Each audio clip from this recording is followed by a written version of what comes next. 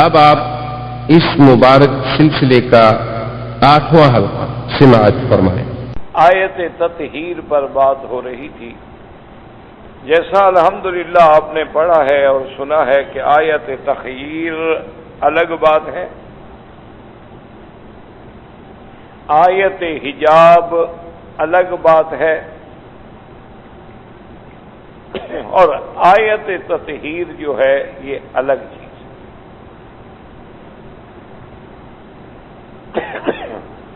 اسی ضمن میں نے عرض کیا تھا کہ اہل سنت والجماعت کا یہ عقیدہ ہے کہ معصوم صرف انبیاء ہوتے ہیں۔ اللہ کے جتنے نبی ہیں، پیغمبر ہیں، رسول ہیں جو گزرے ہیں، وہ سب معصوم ہیں، اور ان کی عصمت جو ہے وہ ملائکہ سے بھی زیادہ شان والی، کیونکہ معصوم تو ملائکہ بھی ہیں، لیکن انبیاء علیہم الصلاۃ والتسلیم کی جو معصومیت ہے وہ انبیاء علیہم الصلاۃ والتسلیم کی معصومیت جو ہے وہ ملائکہ سے زیادہ ہے۔ اس کی وجہ یہ ہے کہ ملائکہ کی معصومیت یا عصمت جو ہے وہ اس طرح ہی ہے، یعنی وہ مضطر ہیں، وہ گناہ کر ہی نہیں سکتے، ان میں اللہ نے گناہ کرنے کا مادہ ہی نہیں رکھا۔ کیا معنی؟ مثلا ان میں قوت حیوانیہ ہے ہی نہیں، ان کو بیوی کی ضرورت ہی نہیں، خواہش ہی نہیں، ان کو کھانے پینے کی ضرورت ہی نہیں، تو انہیں کیا پڑی ہے کہ کھانے پینے کے لیے اور عورت کے لیے چوری کریں، ڈاکہ ماریں، رشوت کھائیں، غلط کام کریں؟ وہ تو پاک ہیں، اور ان کی تو شان یہ ہے، صفت یہ ہے کہ اللہ کے شان والے بندے ہیں، اور لا یعصون اللہ ما امرہم، اللہ جو حکم کرے کبھی نافرمانی نہیں کرتے، وَيَفْعَلُونَ مَا يُؤْمَرُونَ، اور وہی کرتے ہیں جس کا اللہ ان کو حکم دیتے، تو وہ تو معصوم ہے ہی،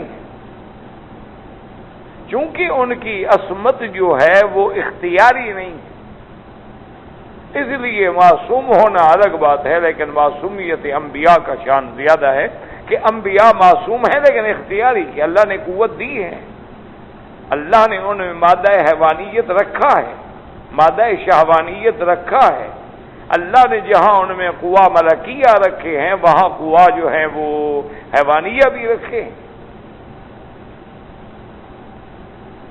ان کو اللہ نے جہاں قوات علمیہ سے اور قوات فکریہ سے اور قوات نظریہ سے اور قوائے ملکیہ سے نوازا ہے، لیکن وہ بشر ہیں، انسان ہیں۔ اسی لیے حضور صلی اللہ علیہ وسلم نے فرمایا کہ بھی میں سوتا بھی ہوں اور رات کو عبادت بھی کرتا ہوں، کیونکہ مجھے نیند کی ضرورت ہے۔ فرمایا میں روزہ بھی رکھتا ہوں اور افطار بھی کرتا ہوں، تو اس لیے کہ طاقت ہو اور پھر آدمی گناہوں سے محفوظ رہے تو یہ مقام عصمت بہت بلند ہے۔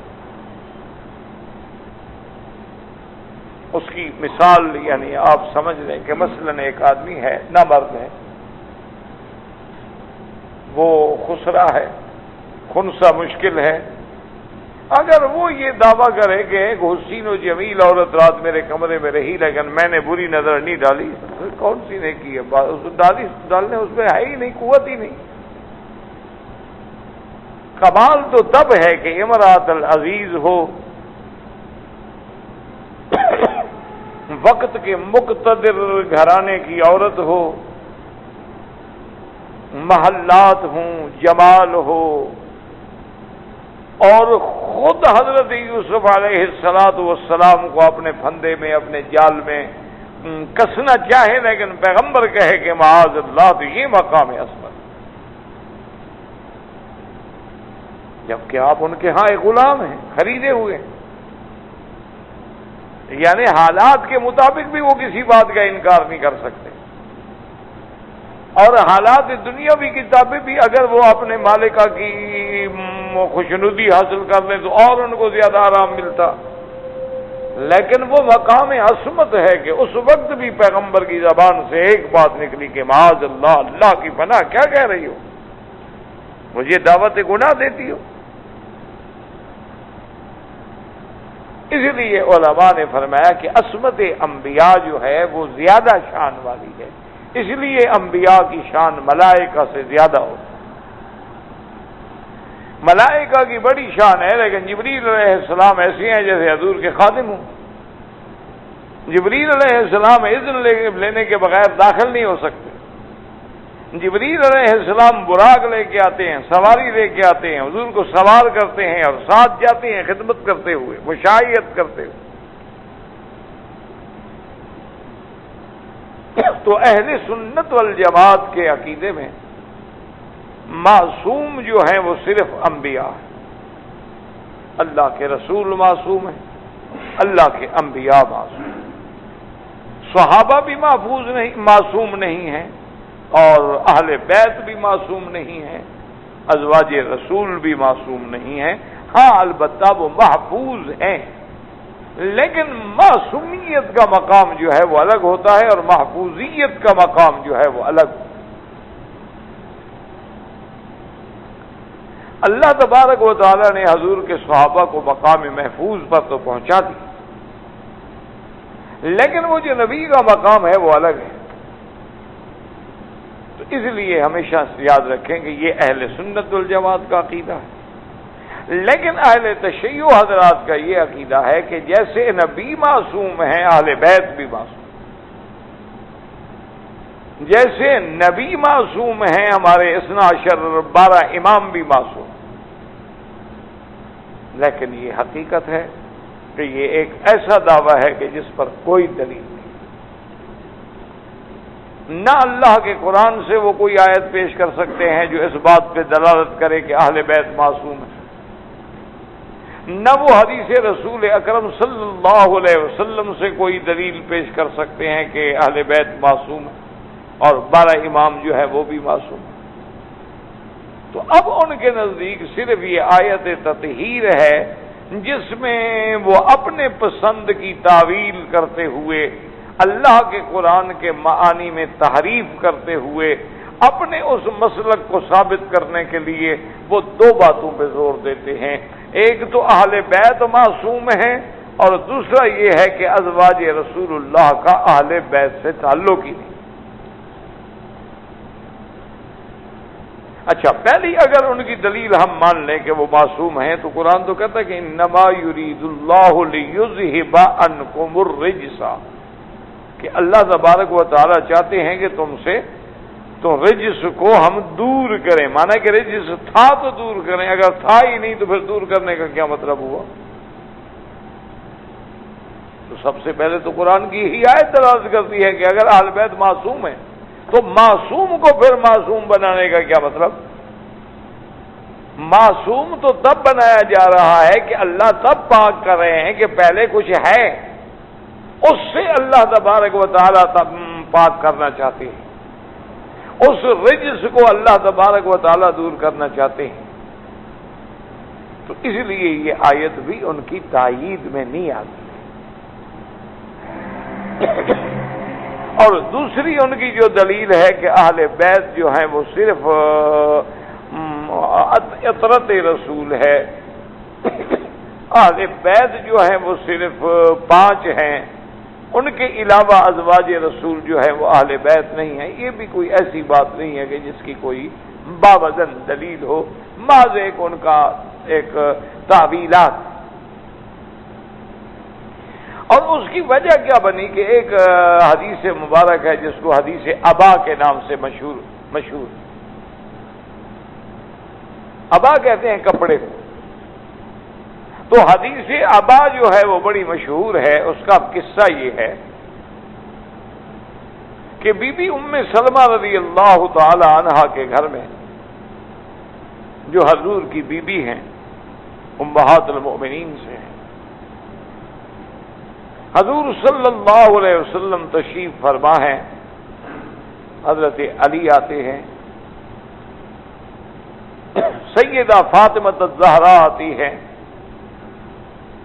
اور اسی طرح سیدنا حسن، سیدنا حسین رضوان اللہ تعالی علیہم اجمعین آتے ہیں، اور یہ آیت تطہیر نازل ہو چکی ہے، اس کے بعد کا قصہ ہے جو آیت ہم پڑھ رہے ہیں، یعنی یہ آیت نازل ہو چکی ہے، اس کے بعد کی بات۔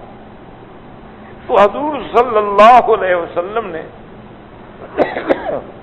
ان کو اپنے قریب کیا، قریب کرنے کے بعد ایک اپنی چادر مبارک جو تھی نا، جس کو حضور کے پاس، اس چادر کو اوپر ڈال دیا، اور ان سب سے کہا کہ تم چادر میں آ جاؤ۔ یہ سب چادر میں آ گئے، اور پھر حضور صلی اللہ علیہ وسلم نے دعا کی، ان کو چادر اڑا دی، اپنے قریب کر لیا، اور اس کے بعد دعا کی، اللہم ہؤلاء اہل بیتی، یا اللہ یہ میرے اہل بیت ہیں۔ اب بی سلمہ، ام سلمہ بھی موجود ہیں، انہوں نے خواہش کی یا رسول اللہ صلی اللہ علیہ وسلم میں بھی چادر کے نیچے آ جاؤں۔ آپ نے فرمایا انک علی خیر، تم تو پہلے سے بہت بلائی پہ ہو۔ تو اس حدیث آبا کو یہ سامنے لے کر اہل بیت کو محصور کر دیتے ہیں کہ بھی اہل بیت جو ہیں لی خمستن، صرف یہ 5 ہیں، اطفی بہا حر الوبا الحاتمہ المصطفیٰ والمرتضی ابناہما والفاطمہ۔ تو یہ صرف 5 ہیں، اسی لیے تو کہتے ہیں کہ حضور نے ان پہ چادر ڈالی نا، تو بی بی ام سلمہ کو تو اس میں آنے ہی نہیں دیا، تو وہ کیسے اہل بیت میں ہو گئی؟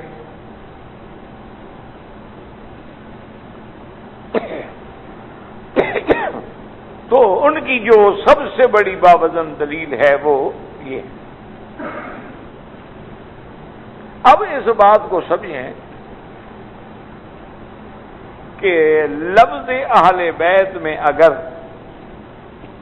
حضرت علی، حضرت حسن، حسین، بی بی فاطمہ داخل ہیں، تو پھر کپڑا ڈال کے دعا مانگنے کی ضرورت کیا ہے؟ ٹھنڈے دل سے بات کو سمجھیں کہ جب اللہ نے قرآن نازل کر دیا اور قرآن حضور پہ نازل ہوا، تو اللہ نے تو حضور کو بتا دیا ہوگا کہ اہل بیت سے مراد یہی ہیں، آپ کے اہل بیت حضرت علی ہیں، بی بی فاطمہ ہیں، حسن حسین ہیں، بس۔ تو پھر ان کو کپڑا ڈال کے اللہ سے مانگنے کی ضرورت کیوں پیش آ گئی؟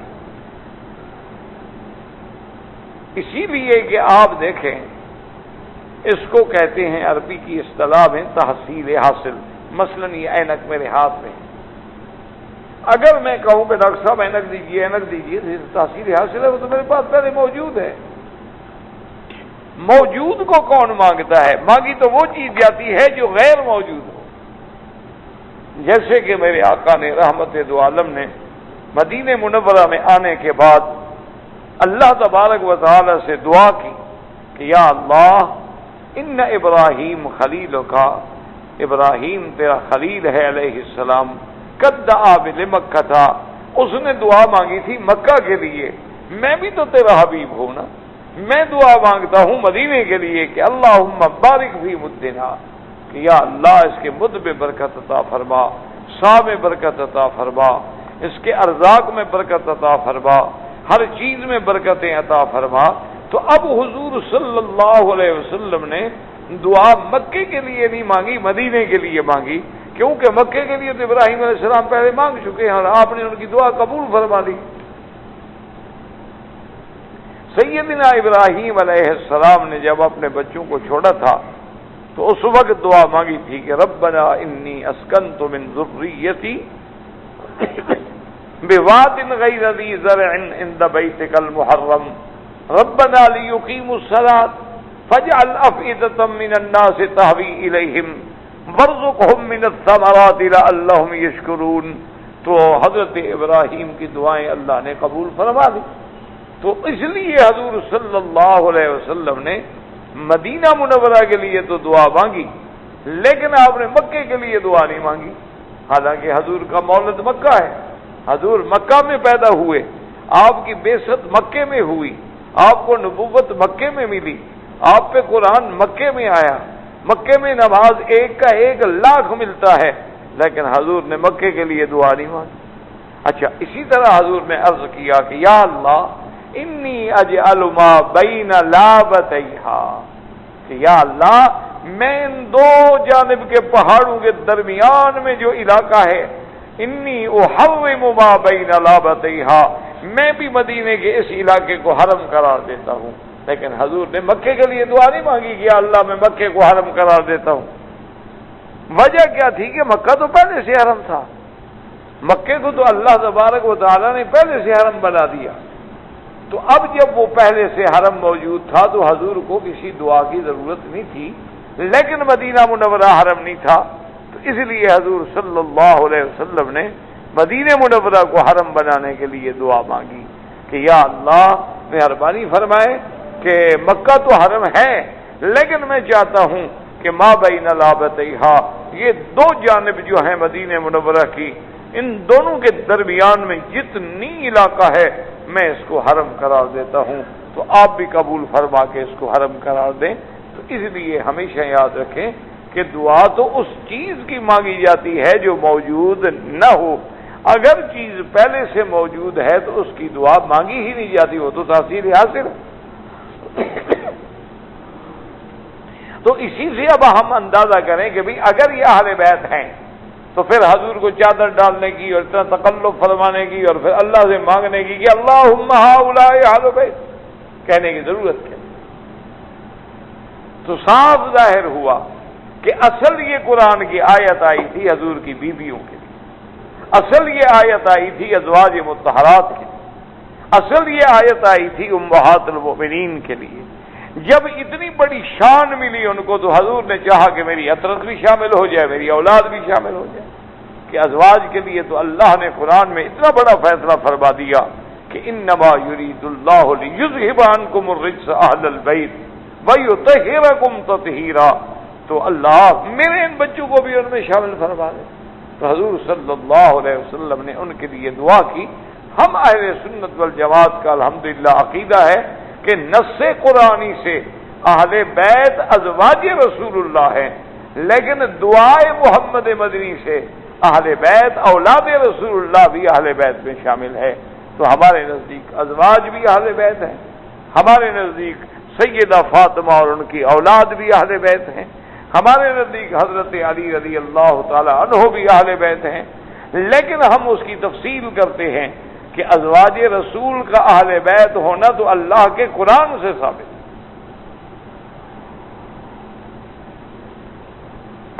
لیکن عطرت کا اہل بیت ہونا جو ہے وہ حضور کی دعا سے ثابت۔ پھر حضور نے فرمایا کہ ان پہ صدقہ حرام ہے۔ حضور صلی اللہ علیہ وسلم نے اپنے اہل بیت کے لیے صدقے کو حرام قرار دیا۔ اب بی ام سلمہ کا کہنا کہ میں چادر میں آ جاؤں، تو علماء نے فرمایا کہ اس کی 2 وجوہات تھی۔ ایک تو آیت حجاب اتر چکی تھی، یعنی پردے کی آیت اتر چکی تھی، تو حضرت علی کے ساتھ وہ چادر میں کیسے آئے؟ اور دوسری وجہ یہ تھی کہ جب اللہ ان کے بارے میں اہل البیت کا فیصلہ فرما چکے تھے، اس لیے حضور نے فرمایا کہ ام سلمہ تمہیں مانگنے کی کیا ضرورت ہے، انک لا خیر، تم تو پہلے بلائی پہ بیٹھی ہو، تمہارے لوگوں کا فیصلہ تو اللہ نے قرآن میں کر دیا ہے، تو تمہیں تو اس میں آنے کی ضرورت ہی نہیں ہے۔ تو اس لیے یہ ثابت ہوا کہ اہل بیت محفوظ ہیں، معصوم نہیں۔ اہل بیت سے مراد ازواج محمد مصطفیٰ ہے، اور قرآن میں جہاں جہاں لفظ اہل بیت ہے۔ اب سیدنا ابراہیم کے قصے میں آتا ہے کہ جب اللہ کے پیغمبر کو اللہ کے فرشتوں نے آ کے خوشخبری دی بچوں کی، تو ان کی بیوی حیران ہو گئی کہ میں بوڑھی ہو گئی، ابراہیم علیہ السلام بھی بوڑھے ہو گئے، اب ہمیں اللہ بچہ دیں گے، عجیب بات ہے۔ تو اس وقت انہوں نے کہا یا ویلتا االد انا عجوز وهذا بعلی شیخا ان هذا لشیء عجیب قالوا اتعجبین من امر اللہ رحمت اللہ علیکم وبرکاتہ اہل البیت۔ تو اللہ کے فرشتوں نے اہل بیت کس کو کہا؟ ابراہیم علیہ السلام کی بیوی کو۔ تو معلوم ہوا کہ لفظ اہل بیت کا اطلاق جو ہے وہ ازواج پہ ہوتا ہے، وہ زوجہ پہ ہوتا ہے، وہ ازواج رسول پہ ہوتا ہے، وہ امہات المؤمنین پہ ہوتا ہے۔ اسی طرح جب موسیٰ علیہ السلام فرعون کے گھر میں گئے، ان کی بہن ڈھونڈتے ہوئے پہنچی. موسیٰ علیہ السلام جب دودھ نہیں پی رہے تھے تو انہوں نے بھی یہی کہا تھا کہ هل ادلکم الی اہل بیت، میں تمہیں اہل بیت وہ گھرانہ بتاؤں جس کا یہ دودھ پی لے گا. تو اہل بیت سے مراد کون تھا؟ موسیٰ علیہ السلام کی اماں، موسیٰ علیہ السلام کی والدہ، موسیٰ علیہ السلام کی والدہ محترمہ. تو ان کو بھی قرآن نے اہل بیت سے خطاب کیا. اسی طرح اللہ تبارک و تعالی نے جب لوط علیہ السلام کو حکم دیا کہ آپ ایسا کریں وَأَسْرِ بِأَهْلِكَ، آپ اپنے بچوں کو لے کر، آپ اپنی بیوی کو لے کے نکل جائیں، گو آپ کی بیوی نہیں بچے گی، وہ ہلاک ہونے والوں میں ہے، لیکن آپ نکل جائیں اور مڑ کے بھی نہ دیکھیں. تو أَسْرِ بِأَهْلِكَ تو وہاں بھی لفظ اہل کا ہے، اس سے مراد بھی حضرت لوط علیہ السلام کی بیوی ہے اور حضرت لوط علیہ السلام کی بیٹیاں ہیں. اسی طرح آپ دیکھیں کہ سیدنا موسیٰ علیہ السلام کے قصے میں جب موسیٰ علیہ السلام حضرت شعیب کے پاس 10 سال کی مدت پوری کرنے کے بعد روانہ ہوئے اپنی بیوی کو لے کر، اور انہوں نے کچھ بکریاں بھی دیں، ان کو کچھ مال بھی دیا حضرت موسیٰ علیہ السلام کو، تو راستے میں راستہ بھول گئے. شدید اندھیری رات ہے، شدید سردی ہے اور راستہ بھی بھول گئے. دور سے روشنی نظر آئی تو کہا قال لأہلہم امکثوا، اپنے اہل سے کہا کہ آپ ٹھہرے، تم لوگ یہاں ٹھہرو. انی آنست نارا، میں نے دور سے روشنی دیکھی ہے آگ کی، وہاں جاتا ہوں. ایک تو کچھ آگ لے آؤں گا تاکہ ہم کچھ لکڑیاں جلا کے سردی کو دور کر سکیں. دوسرا آگ اگر جل رہی ہے تو معلوم ہوتا ہے کہ وہاں کوئی آدمی بھی ہوگا، شاید وہ ہمیں رستہ بھی بتلا سکے. تو وہاں بھی قرآن نے کیا لفظ استعمال کیا ہے؟ اہل کا. قال لأہلہم امکثوا، اپنے اہل سے کہا کہ تم یہاں ٹھہرو اور انتظار کرو. تو معلوم ہوا کہ لفظ اہل بیت کا تعلق جو ہے وہ ازواج رسول پاک سے ہے. اس لیے قرآن کہتا ہے انما یرید اللہ لیذہب عنکم الرجس اہل البیت. اچھا، اسی طرح یاد رکھیں گے یہ سارا جہاں سے ہم قرآن پڑھتے آ رہے ہیں، یہ سارا حکم اور ساری باغی عورتوں کے حضور کی بیویوں کے بارے میں. یا ایھا النبی قل لازواجک، بیویاں، ان کنتن تردن الحیات الدنیا وزینتہا، بیویاں، وَإِن كُنتُنَّ تُرِدْنَ اللَّهَ وَرَسُولَهُ، مراد کون ہے؟ بیویاں. یا نساء النبی، صراحت آ گئی، مَن یَأْتِ مِنکُنَّ بِفَاحِشَةٍ مُبَیِّنَةٍ، نساء النبی، ازواج النبی. اسی طرح آگے اللہ تبارک و تعالی فرماتے ہیں دوبارہ یا نساء النبی لستن کاحد من النساء، اے حضور کی بیویاں. یعنی سارا قرآن دیکھتے آئیں، پورا رکوع جو ہے وہ تو ہے ہی سارا حضور کی بیویوں کے بارے میں. نساء النبی، ازواج النبی، نساء النبی. تو وہاں یہ کہنا کہ بیویاں نہیں ہیں اور صرف اولاد جو ہے وہ اہل بیت ہے، تو میرے خیال میں اس سے بڑی کم عقلی اور کیا ہو سکتی ہے. اچھا، اب جناب اس کے بعد آتا ہے وَقَرْنَ فِي بُيُوتِكُنَّ، یہ حکم کس حضور کی بیویاں. وَلَا تَبَرَّجْنَ تَبَرُّجَ الْجَاهِلِيَّةِ الْأُولَى وَأَقِمْنَ الصَّلَاةَ وَآتِينَ الزَّكَاةَ وَأَطِعْنَ اللَّهَ وَرَسُولَهُ، سب خطاب حضور کی بیویوں کو. انما يريد الله ليذهب عنكم الرجس اهل البيت ويطهركم تطهيرا. تو اہل بیت سے مراد اچھا واذکرن ما یتلی فی بیوتکن من آیات اللہ والحکمہ ان اللہ کان لطیفا خبیرا. تو سارا خطاب ازواج رسول کو ہے، سارا سیاق سباق ازواج رسول کے لیے ہے.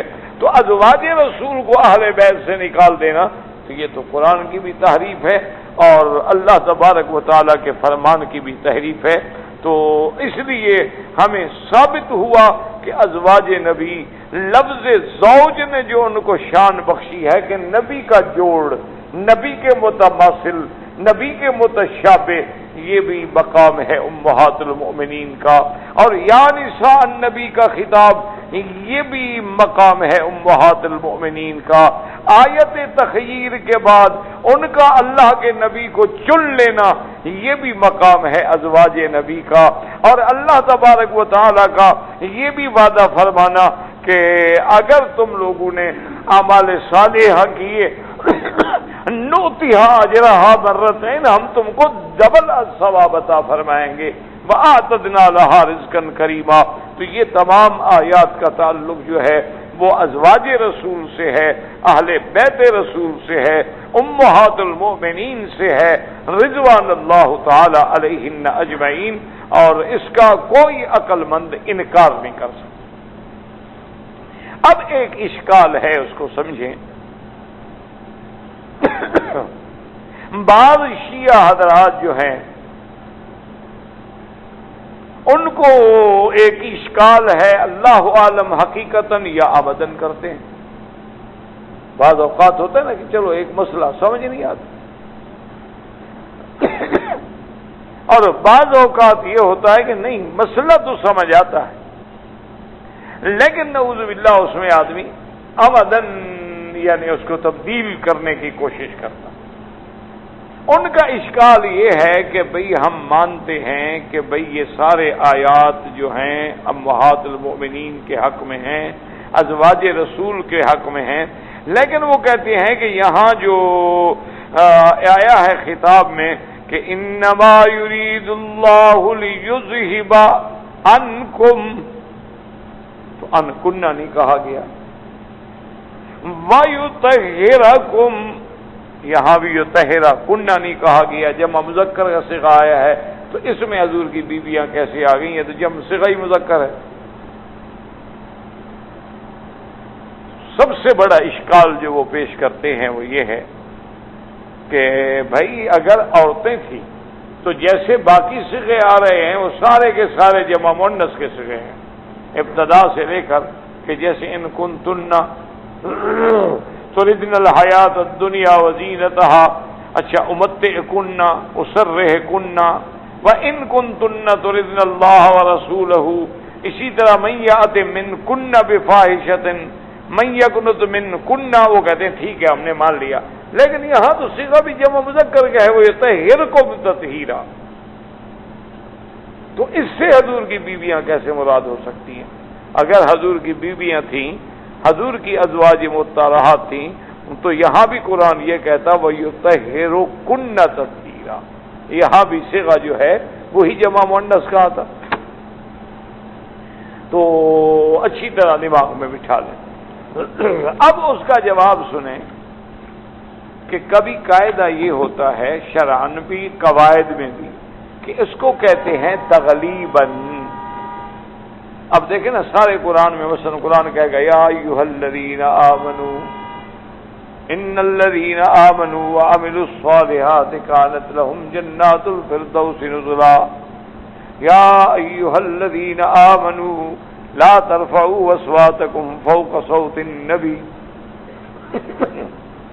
اللہ نے فرمایا ایمان والو میرے مدنی کی آواز سے اپنی آواز کو اونچا نہ کرو۔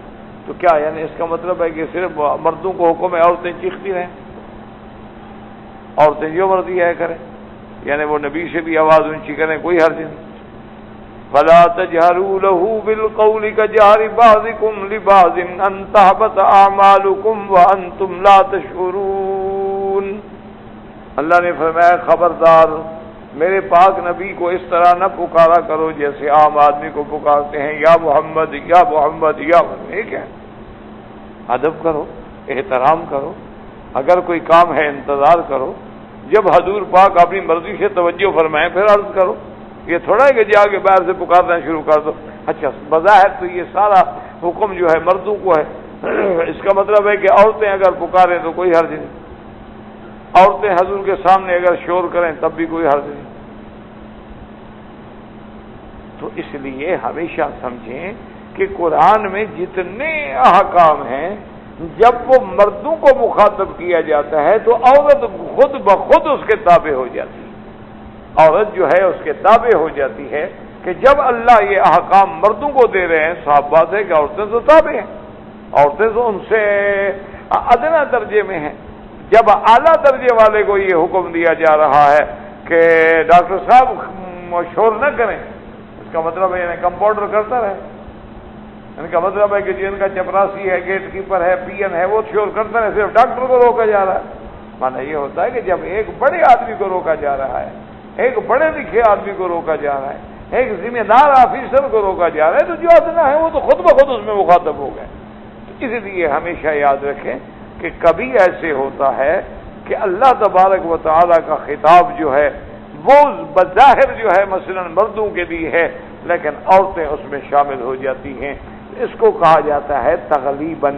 تو اس لیے یہاں بھی اللہ تبارک و تعالیٰ نے باعتبار قرآن میں آتا ہے نا لفظ اہل البیت، تو اہل کو سامنے رکھتے ہوئے یہ طہرکم تطہیرا کا صیغہ استعمال کر دیا گیا، تو یہ تو ہوتا ہے، ایسا کوئی مسئلہ نہیں۔ اچھا، دوسری بات یہ ہے کہ اگر صرف اس صیغے کی،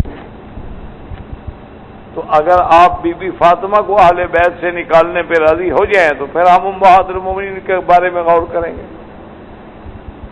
اللہ کے بندے اگر ایک صیغے کی وجہ سے نکالنا ہے تو بی بی فاطمہ بھی تو پھر عورت ہے، تو ان کو کیسے شامل کریں گے آپ اس لفظ میں؟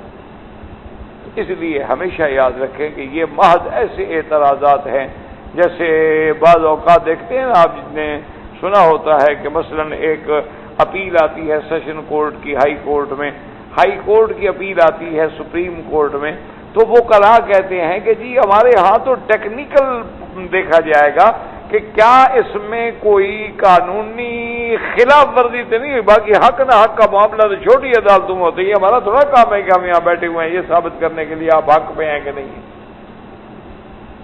حق نہ حق کا معاملہ ہمارے پاس ہے، ہم تو یہ دیکھیں گے کہ ماتحت عدالت نے جو سماعت کی ہے اس میں کسی قسم کی کوئی ٹیکنیکل غلطی تو نہیں کی، ہمارا کام صرف یہ دیکھنا ہے، باقی حق نہ حق شہادتیں گواہیاں یہ تو مقامی عدالت کا کام ہے، جس نے پہلے سے کیس سنا ہے اس کا کام ہے کہ وہ ثابت کرے کہ حق کس کا ہے، وہ ثابت کرے کہ ملزم کون ہے، وہ ثابت کرے کہ بے گناہ کون ہے۔ اسی لیے ہمیشہ بہرحال اس بات کو سامنے رکھیں۔ تو اب یہ فیصلہ ہو گیا کہ نساء النبی بھی حضور کی بیویاں ہیں، ازواج النبی بھی حضور کی بیویاں ہیں، اہل بیت نبی بھی حضور کی بیویاں ہیں، اور یہ بہت بڑی بات ہے، بہت بڑی شان ہے۔ اچھا یاد رکھیں لفظ ہے نا یذہب عنکم الرجس، تو رجس جو ہے کئی معنی میں استعمال ہوتا ہے، رجس کا معنی بت بھی ہے۔ اللہ نے قرآن میں فرمایا فاجتنبوا الرجس من الاوثان، اللہ نے فرمایا رجس سے بچو، کیا اوثان بت پرستی سے بچو، تو رجس کا معنی بت پرستی۔ اچھا رجس کا معنی عذاب بھی ہے، تو یہاں جو مراد ہے کہ لِيُذْهِبَ عَنْكُمُ الرِّجْسَ، اللہ چاہتے ہیں کہ حضور کی بیویوں کا مقام، حضور کی بیویوں کی عفت و عصمت و عزت و عظمت اتنی ہو جائے، اس مقام پہ آ جائیں، کیونکہ وہ میرے مدنی محمد مصطفیٰ کے گھر میں رہنے والیاں ہیں۔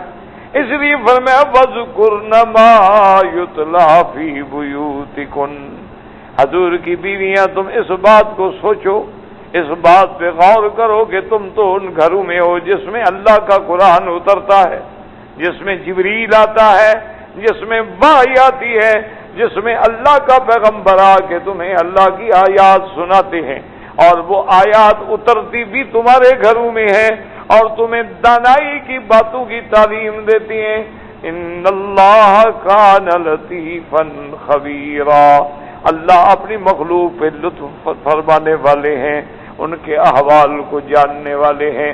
تو یہاں سے یہ بات ثابت ہوئی کہ اللہ جاننے والے بھی ہیں، اللہ لطف و کرم کے مالک بھی ہیں، تو انہوں نے حضور کی بیویوں کو حضور صلی اللہ علیہ وسلم کے لیے جو چن لیا ہے، تو معنی یہی ہوتا ہے کہ ان کا مقام عظمت اتنا بلند تھا کہ اس سے اور کوئی بہتر عورتیں دنیا میں پیدا ہی نہیں ہوئی تھی. اس لیے علماء نے استدلال کیا ساربہ ان طلقکن یبدلہ ازواجا خیرا منکن مسلمات مومنات قانتات تائبات عابدات سائحات سیبات وابکارا. اللہ تبارک و تعالی اگر چاہے تو اللہ بدل دیں تم کو اور تم سے بہتر بیویاں حضور کو دے دیں، لیکن نہیں بدلی. اس سے مفسرین نے استدلال کیا کہ معلوم ہوا اس سے بہتر دنیا میں عورتیں تھی ہی نہیں. اگر اس سے بہتر کوئی عورتیں ہوتی تو اللہ بدل دیتے نا اپنے نبی کے لیے. جب نہیں بدلی ہے تو معلوم ہوا کہ ساری کائنات میں اگر بہتر کوئی عورت تھی تو وہ ازواج رسول اللہ تھی، وہ اہل بیت رسول اللہ تھی. اس لیے اللہ نے ان کو نہیں بدلا، بلکہ شریعت میں امت کو بدلنے کا حق ہے. اللہ نے اپنے نبی کو روک دیا کہ لا یحل لک النساء من بعد ولا ان تبدل بهن، کہ اللہ نے فرمایا کہ اب ان کے بعد آپ کے لیے کوئی اور نکاح کرنا بھی جائز نہیں. اچھا ان کو چھوڑ کے کوئی عورت بنے، ایک کو طلاق دے دو اور وہ بھی جائز نہیں. وَلَوْ أَعْجَبَكَ حُسْنُهُنَّ، چاہے وہ کتنی حسین ہو، کتنی جمیل ہو، کتنی پاک باز ہو، لیکن میرا نبی اب ان کو ہم نے تیرے گھرانے کے لیے مختص کر دیا اور تجھے بھی ان کے لیے پابند کر دیا ہے. تو یہ مقام اگر ملا ہے تو ازواج رسول اللہ کو ملا ہے کہ ان کے بعد اللہ نے اپنے نبی کو مزید نکاح کرنے سے بھی منع کر دیا. اچھا صرف نکاح سے منع نہیں کیا بلکہ یہ حکم بھی دے دیا کہ مثلا ہوتا ہے نا کہ ایک آدمی کی 4 بیویاں ہیں، کوئی جھگڑا ہو گیا، حالات ہو گئی، ایک بیوی کو طلاق دے دی، اس کے بدلے میں اور شادی کر دی. اللہ نے فرمایا میرے نبی یہ بھی نہیں ہو سکتا کہ آپ ان میں سے کسی کو چھوڑ دیں اور اس کے بدلے میں کوئی اور بیوی لے آئے. نہیں، بس اب ان کو ہم نے آپ کے لیے چن لیا ہے اور آپ کو ہم نے ان کے لیے چن لیا ہے. یہ مقام ہے، یہ عظمت ہے، یہ اللہ کے فیصلے ہیں. اللہ تبارک و تعالی نے جو ازواج رسول کو مقام دینا تھا وہ کسی کو نہیں مل سکتا. اب اس مسئلے کے بعد یاد رکھیں ایک اور چھوٹا سا مسئلہ ہے جس پہ میں عرض کر دوں تاکہ انشاءاللہ اللہ نے توفیق بخشی تو اب آنے والے دروس میں ہم ابتدا کریں گے سب سے پہلے سیدہ خدیجہ رضی اللہ تعالی عنہا، جو کہ میرے آقا کی سب سے پہلی بیوی بھی سیدہ خدیجہ ہیں، سب سے پہلی مومنہ بھی سیدہ خدیجہ ہیں، مسلمہ بھی سیدہ خدیجہ ہیں، محسنہ بھی سیدہ خدیجہ ہیں انشاءاللہ. تو اب ایک مسئلہ باقی رہ گیا تعدد ازواج کہ حضور نے اتنی بیویاں کیوں کی.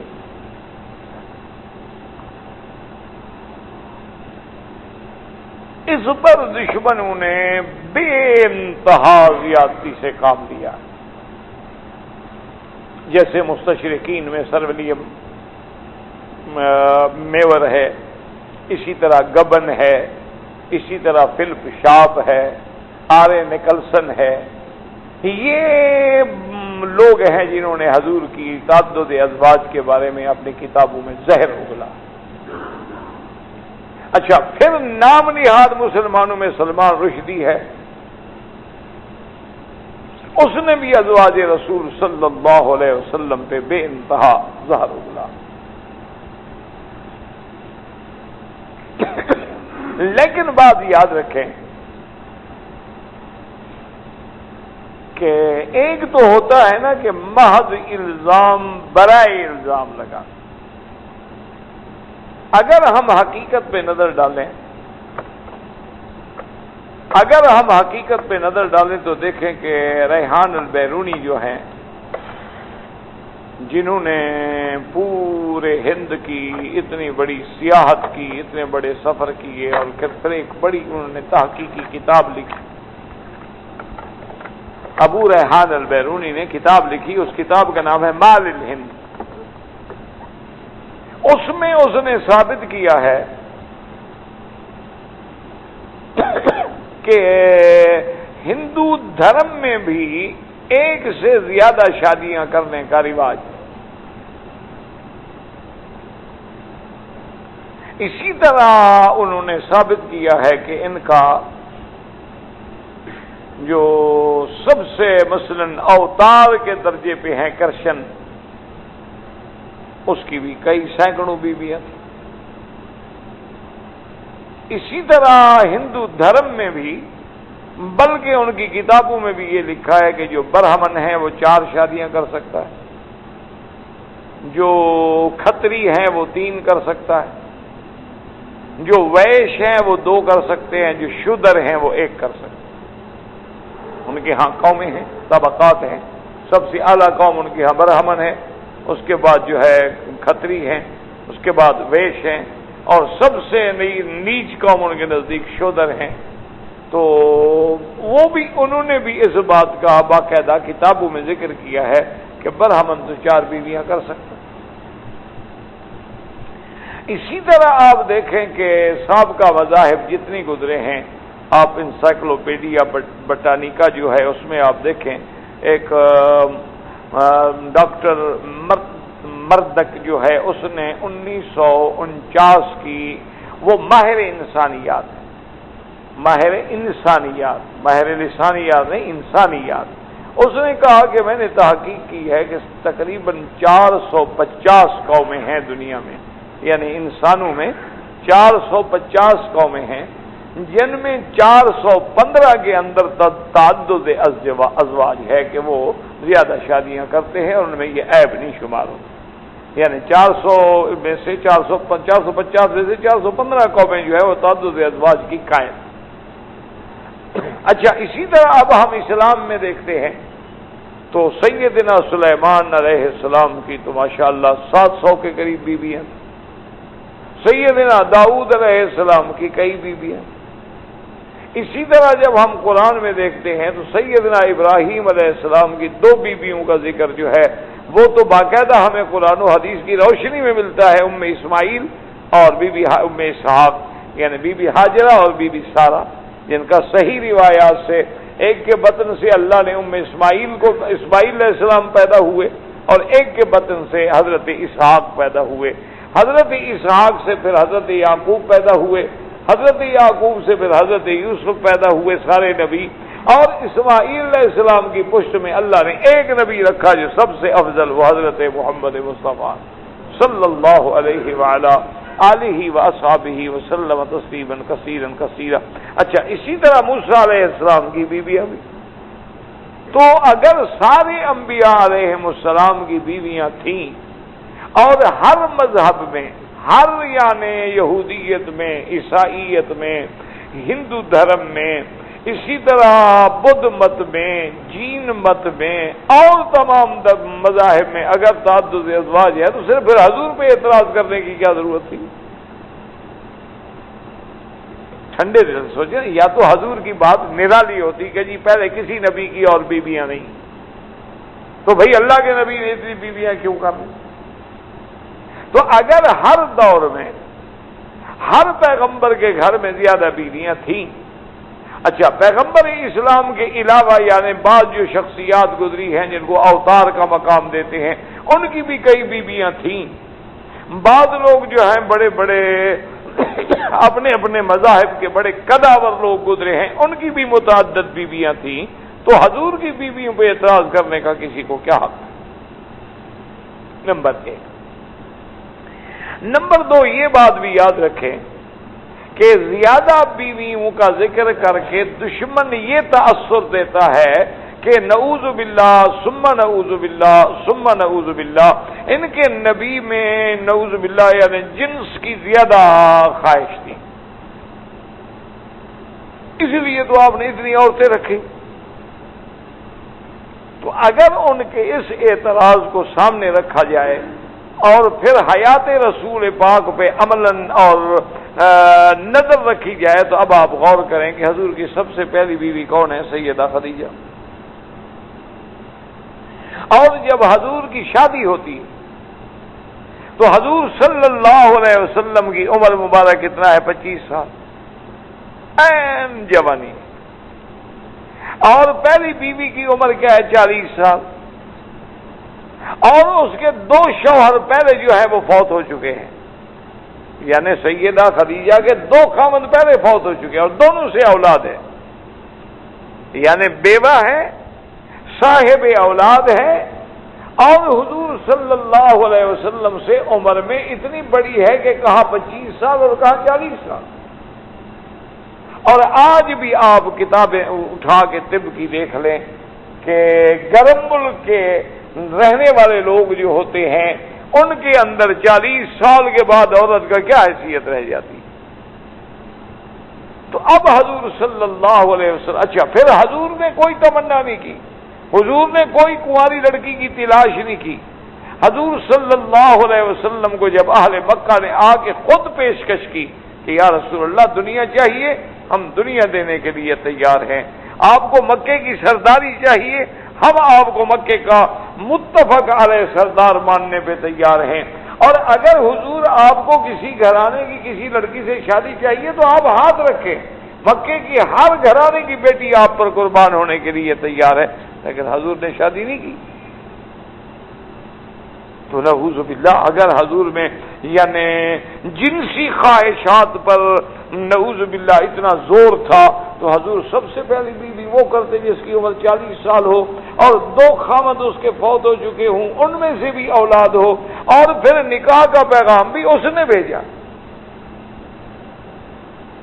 حضور صلی اللہ. اچھا اب جناب ٹھیک ہے شادی ہو گئی، لیکن شادی ہونے کے بعد دیکھیں کہ 1 سال نہیں، 2 سال نہیں، 3 سال نہیں،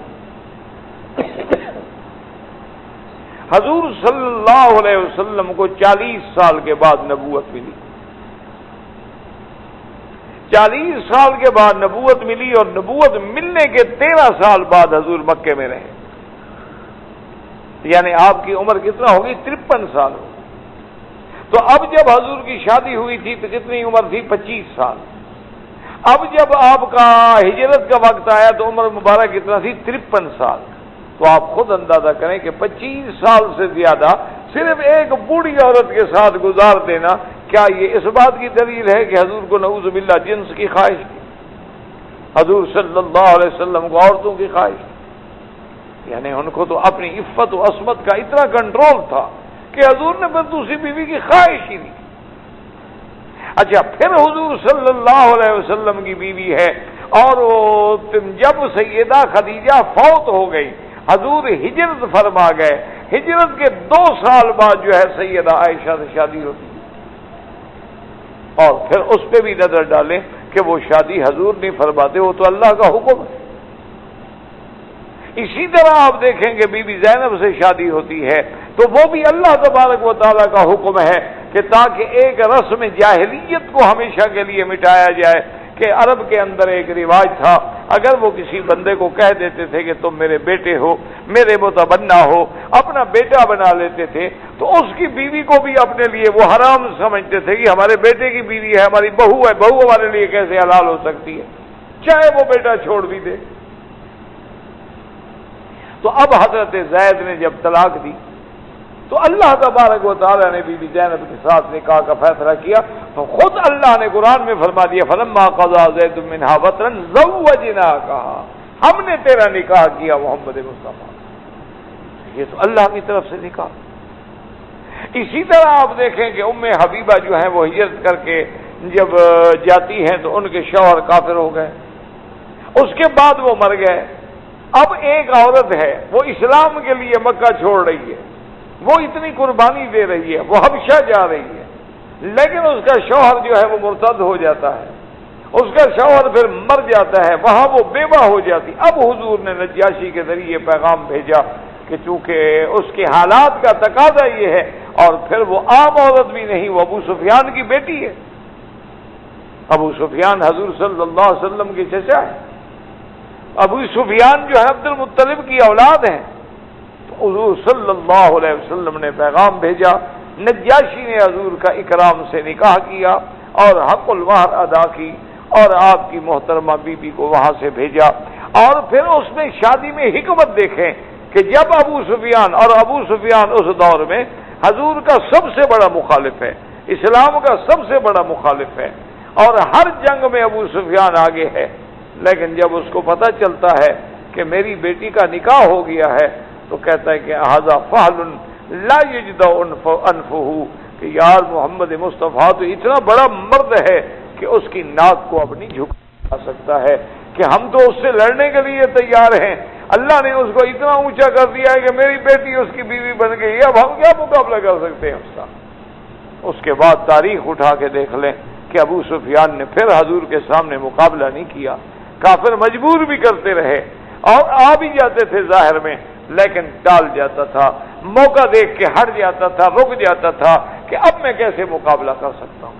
اسی طرح بی بی صفیہ کا آپ دیکھیں کہ حضور صلی اللہ علیہ وسلم انشاءاللہ تفاصیل میں ہم پڑھیں گے. بی بی جویریہ کا آپ دیکھیں تو یہ سارے نکاح جو ہیں یہ تو حکم خداوندی سے ہیں، حکم الہی سے ہیں، منشاء خداوندی سے ہیں.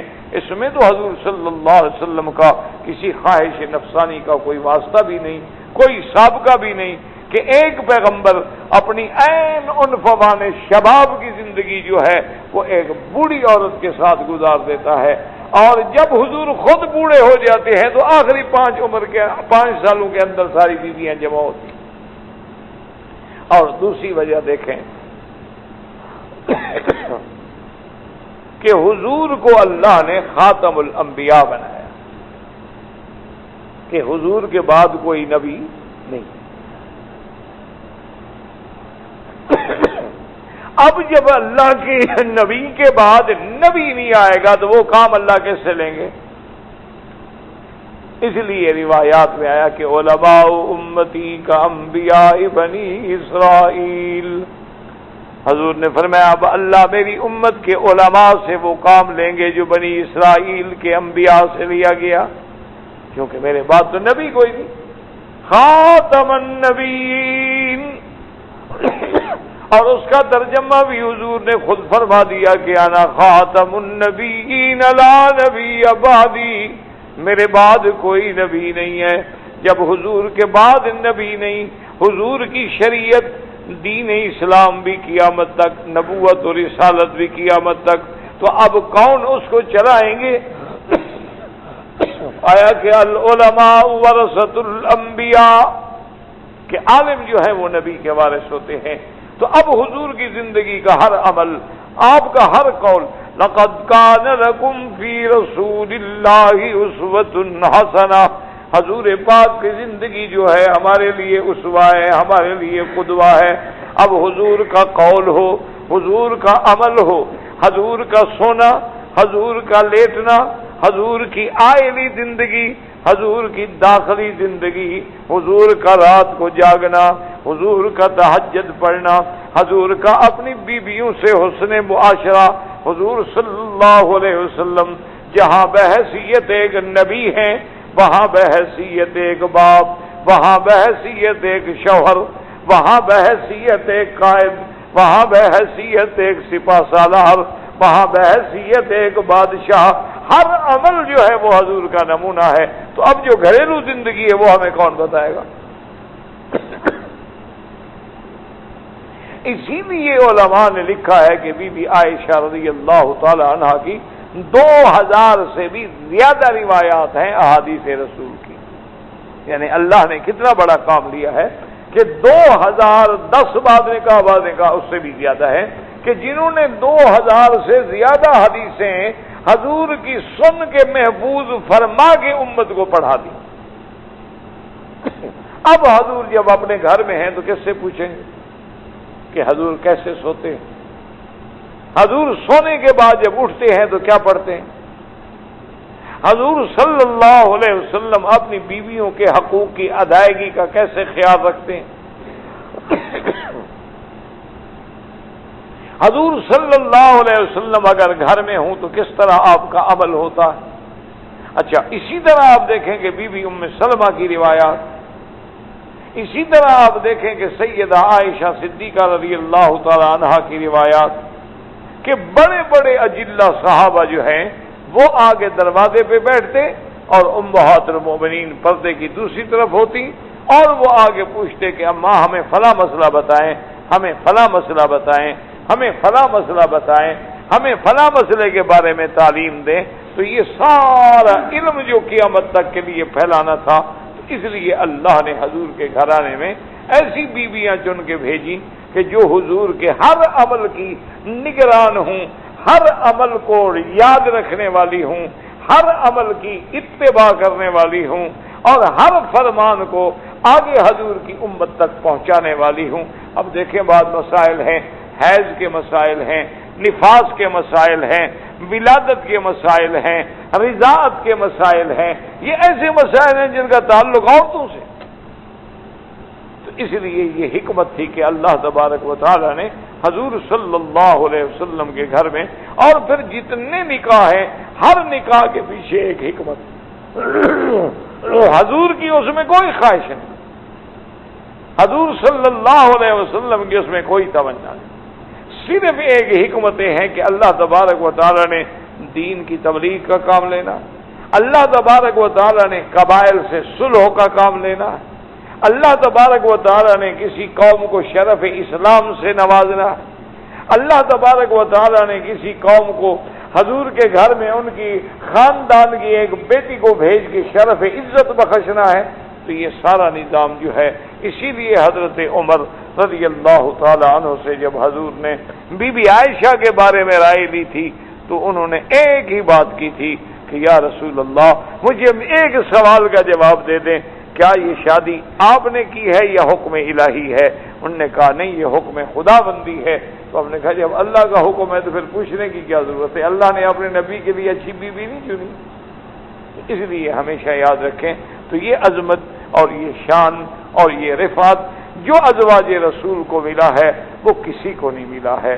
اور پھر یہ اس دور کے لوگ ہیں کہ خیر القرون قرنی ثم الذین یلونہم ثم الذین یلونہم، حضور نے فرمایا سب سے بہتر میرا زمانہ ہے، اور پھر میرا زمانہ بھی وہ زمانہ جو حضور کے بالکل قریب ہو۔ اسی لیے ایک عالم فرماتے تھے، وہ کہتے بھی عقیدہ تو ہمارا یہی ہے کہ حضور کے بعد ابو بکر عمر افضل ہیں، لیکن اگر ہم قریب سے دیکھیں تو جو شان بیویوں کو ملی ہے وہ ابو بکر عمر کو بھی نہیں مل سکتی۔ جو بے تکلفی ایک بیوی کی اپنے خاوند سے ہوتی ہے، جو اتصال ایک بیوی کا اپنے خاوند سے ہوتا ہے، وہ ابو بکر سے تو نہیں ہو سکتا۔ اس لیے اللہ تبارک و تعالی آپ کو بھی اور مجھے بھی ازواج رسول امہات المؤمنین کی عظمت کو سمجھنے کی توفیق دے اور ان کا ادب اور احترام کرنے کی توفیق دے۔ واللہ اعلم۔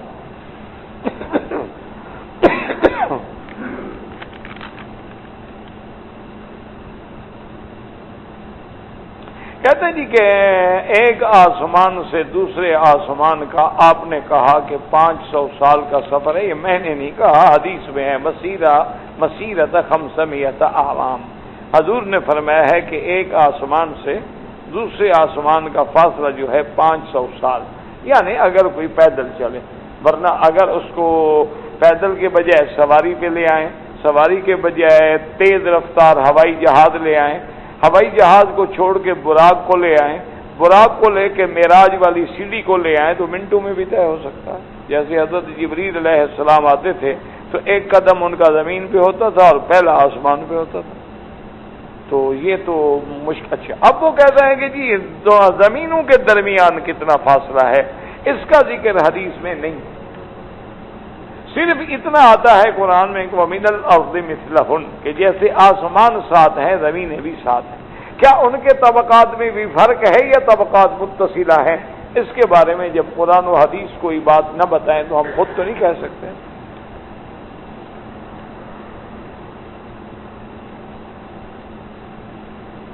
بارش کے وقت ضحیٰ کی نماز پڑھ سکتے، کیوں نہیں پڑھ سکتے؟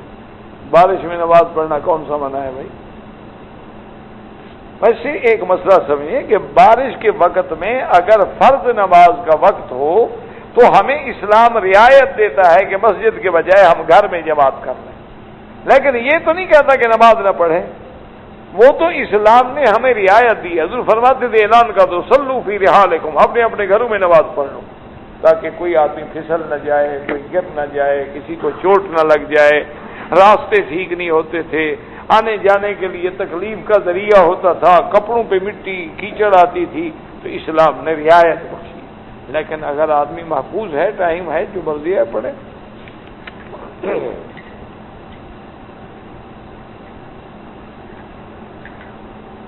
ایک آدمی تھا جو اپنا حج کرنے کے لیے آیا اور اس شخص نے ایک بندہ مر گیا تھا اس کی بھی نیت کر لی، تو اب کیا ہوگا؟ اس کا حج ہوگا یا اس کا ہوگا؟ اگر اس کا پہلا حج ہے، ہاں اس کا پہلا حج تھا، اس کا پہلے اپنا ہوگا، جب اپنا ہوگا تو پھر ہمسائے کو کھانا کھلائے گا نا، آپ بھی بھوکا ہو تو کسی کو کیا دے گا؟ تو بہرحال پہلا حج تھا اس کا، تو لہذا یہ پہلا اس کا اپنا ہوگا، اب میت کے لیے دوبارہ آ کے کریں۔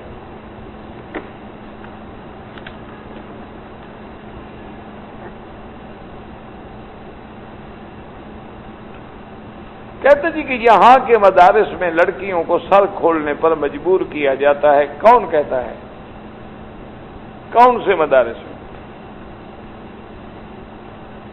یہاں عرب مدارس میں تو ایسا تصور ہی نہیں، ہماری اپنی بچیاں پڑھتی ہیں، ان کو تو کبھی کسی نے نہیں کہا۔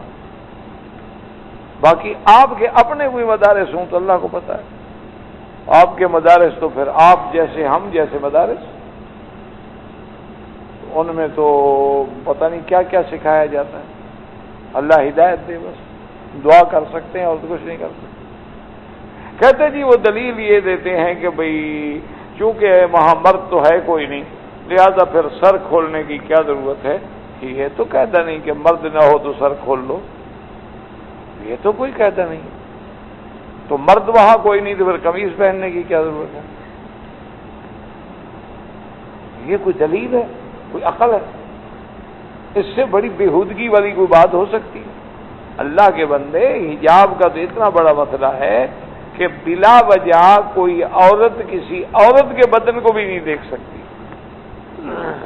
حتیٰ کہ فقہاء نے تو اتنا لکھا ہے کہ ولادت جو ہے یہ موت و حیات کا وقت، جب عورت کی ولادت ہوتی ہے زندگی موت کی بات ہوتی ہے، اس وقت بھی فقہاء نے پابندی لگائی ہے کہ لیڈی ڈاکٹر عورت پہ کپڑا ڈالے اور صرف اتنا حصہ جسم کا کھولے جتنا ضرورت ہو، یہ نہیں ہے کہ سارے کپڑے اتار کے اس کے ایئر کنڈیشن کمروں میں لٹا دو جیسے آج کل ششر ہوتا ہے، انا للہ و انا الیہ راجعون۔ کہتے جی کہ آج کل جگہ جگہ یہ چسپاں کیا ہوا نظر آ رہا ہے کہ فدا کا ابی و امی یا رسول اللہ، تو یہ یا رسول اللہ لکھنا درست ہے؟ یہ تو نقل ہے، جیسے ہم نماز میں پڑھتے ہیں ایھا النبی و رحمت اللہ وبرکاتہ، تو ہم تھوڑا کر رہے ہیں، ہم تو اس لفظ کو نقل کرتے ہیں جو معراج کی رات اللہ نے فرمایا تھا کہ النبی نے فرمایا، عرض کیا التحیات للہ والصلوات والطیبات، تو اللہ نے کہا والسلام علیک ایھا النبی و رحمت اللہ، تو ہم تو اس کلمات کو ایھا النبی و رحمت اللہ، تو ہم تو اس کلمات کو ایھا النبی و رحمت اللہ، تو ہم تو اس کلمات کو ایھا النبی و رحمت اللہ، تو ہم تو اس کلمات کو ایھا النبی و رحمت اللہ، تو ہم تو اس کلمات کو ایھا النبی و رحمت اللہ، تو ہم تو اس کلمات کو ایھا النبی و رحمت اللہ، تو ہم تو اس کلمات کو